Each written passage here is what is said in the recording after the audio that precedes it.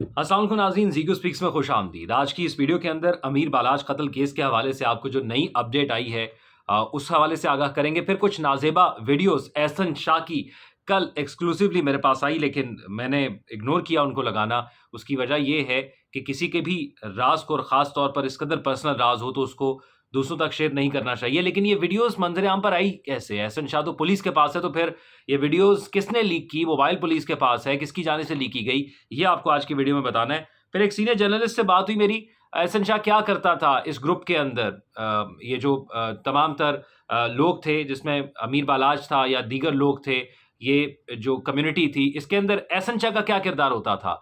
उस हवाले से आपको बताना है। और फिर अमूमन आपने देखा होगा कि कोई भी केस जब आता है तो वो बहुत थोड़े दिनों तक होता है, 2, 3, 4 दिन या हफ्ता लोगों की जुबान पर रहता है, और उसके बाद कानूनी कार्रवाई तो हो रही होती है। लेकिन आपने देखा होगा कि मीडिया पर या सोशल मीडिया पर उस हद तक उसको देखा नहीं जा रहा होता, उस पर बात नहीं की जा रही होती। लेकिन इस केस को अगर देखा जाए तो आज भी ऐसा ही है जैसे गुज़िश्ता रात का वाक़या हो या आज सुबह का वाक़या हो, इस तरह इसमें लोगों का इंटरेस्ट मौजूद है। तो ऐसा क्यों है, इस पर भी बात करेंगे। सबसे पहले आपको ये बता देता हूँ, ताज़ा तरीन जो पेशरफ्त हुई है आज जो मुल्ज़िम के हवाले से, उसमें क्या तफ़सीलात है। नाज़रीन, अमीर बालाज कत्ल केस की तफ्तीश जारी है और अब मज़ीद तफ़सीलात भी सामने आ गई हैं। पुलिस के मुताबिक बालाज को कत्ल करने वाला शूटर मुज़फ़्फ़र मरकज़ी मुल्ज़िम का करीबी आदमी था, और मुज़फ़्फ़र बतौर गनमैन मरकज़ी मुल्ज़िम के बेटे की शादी में शरीक रहा। पुलिस का कहना है कि मुज़फ़्फ़र को कत्ल की वारदात अंजाम देने के फ़ौरी बाद गोली मारने पर तफ्तीश अभी तक जारी है। मुज़फ़्फ़र को दानिस्ता तौर पर मौके पर ही कत्ल कराया गया,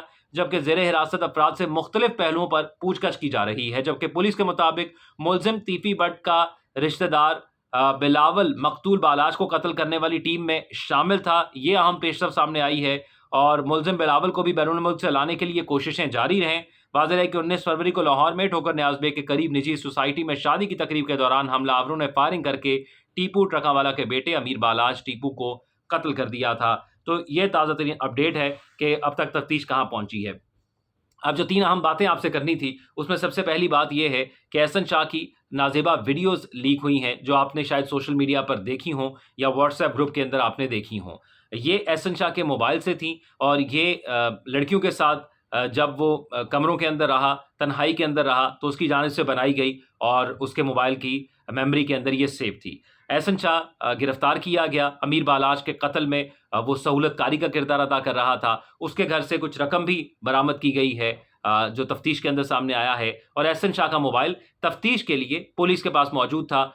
उसी मोबाइल के थ्रू और उन्हीं कॉल्स रिकॉर्ड के थ्रू ये जानने की कोशिश की जा रही थी कि एहसन शाह जो है वो किससे राब्ते में था, और इसी से वो तमाम तर कड़ियाँ जोड़ी गई और एहसन शाह का पता लगा कि वो मुखबरी कर रहा था। अब ये मोबाइल पुलिस के पास है, और नाज़ेबा वीडियोज़ जो उस मोबाइल के अंदर मौजूद थी, वो लीक कर दी गई। बड़ा सवालिया निशान है कि पुलिस के पास अगर एक चीज़ मौजूद हो, तो क्या पुलिस उसमें से डाटा लीक कर सकती है, आम पब्लिक तक उसकी रसाई दे सकती है, मुख्तलिफ ग्रुप्स के अंदर शेयर कर सकती है?